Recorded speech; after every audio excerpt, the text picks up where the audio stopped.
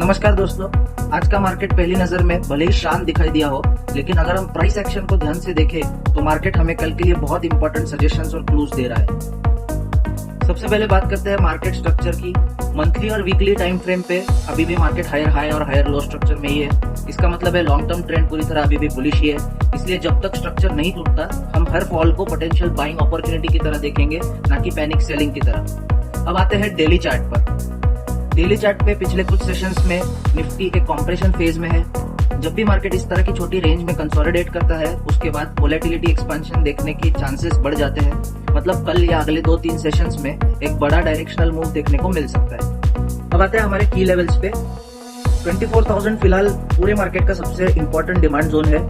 अगर ये level hold करता है मार्केट तो बायर्स दोबारा एक्टिव हो सकते हैं, लेकिन अगर मार्केट ये लेवल ब्रेक करके नीचे क्लोजिंग करता है तो हमें प्रॉफिट बुकिंग और बड़े डाउनसाइड के लिए बड़े मूव्स दिख सकते हैं। ऊपर की तरफ अभी भी 200 से लेके 350 का जो जोन है वो सप्लाई जोन बना हुआ है, तो जब तक ये जोन ब्रेक नहीं करता तब तक एग्रेसिव बाइंग से बचना ही बेहतर होगा।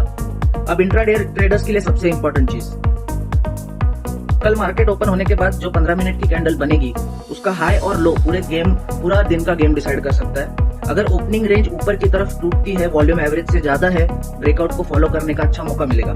लेकिन अगर स्टार्टिंग ब्रेकआउट में वॉल्यूम नहीं आता तो उसके फेल होने की संभावना काफी ज्यादा है। इसलिए बिना कंफर्मेशन एंट्री बिल्कुल मत लीजिए।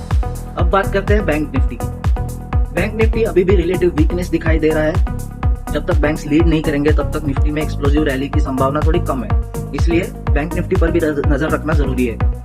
पूरे मार्केट में अभी राइटर्स ज्यादा है, एक्टिव दिख रहे हैं। इसका मतलब एक बड़े एक्सप्लोसिव मूव से पहले प्रीमियम डीके देखना भी मिल सकता है। इसलिए जो भी ऑप्शन बायर्स होंगे वो केवल कंफर्म ब्रेकआउट पर ही एंट्री करने चाहिए। अब वॉच लिस्ट की बात करते हैं। कल के लिए हमारा पहला स्टॉक है डिक्सन टेक्नोलॉजीज। मोमेंटम इसका स्ट्रॉन्ग है, स्ट्रक्चर हायर स्ट्रक्चर बनाते जा रहा है, स्ट्रेंथ भी अच्छी दिख रही है। अगर आज का हाई ये क्रॉस कर देगा तो मूवमेंट कंटिन्यू हो जाएगी। हमारा दूसरा स्टॉक होगा टेक महिंद्रा। आईटी सेक्टर में अभी रिलेटिव स्ट्रेंथ दिखाई दे रही है। अगर ओपनिंग के बाद वॉल्यूम बिल्ड होता है तो इंट्राडे में काफी अच्छी मूव हमें देखने को मिल सकती है। हमारा तीसरा स्टॉक होगा विप्रो। अर्निंग्स के बाद वोलेटिलिटी बनी हुई है। ऐसे स्टॉक्स में डायरेक्शन प्रेडिक्ट मत कीजिए, प्राइस को लीड करने दीजिए, कंफर्मेशन के बाद ही एंट्री लीजिए। अब जानते हैं ट्रेडिंग सेटअप्स। मंडे के लिए ट्रेडिंग सेटअप सिंपल रहेगा। अगर 24,200 का ये जोन अगर मार्केट ऊपर की तरफ ब्रेक करता है, सस्टेन करता है, तो हम लॉन्ग अपॉर्चुनिटीज ढूंढेंगे। अगर 24,000 का ये लेवल अगर मार्केट तोड़ता है और कोशिश कर रहा है उधर सस्टेन करने की, तो हम लोग शॉर्ट के लिए ट्रेड ढूंढेंगे।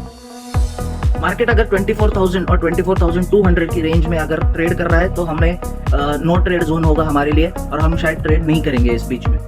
और याद रखिए, प्रोफेशनल ट्रेडर्स हर दिन पैसा कमाने नहीं आते, हाई प्रोबेबिलिटी सेटअप्स ढूंढने आते हैं, तो उस चीज को ध्यान में रखिए। अगर आपको ऐसे स्टाइल की मार्केट एनालिसिस पसंद आ रही है तो वीडियो को लाइक करें, चैनल को सब्सक्राइब करें, बेल आइकन जरूर दबाएं।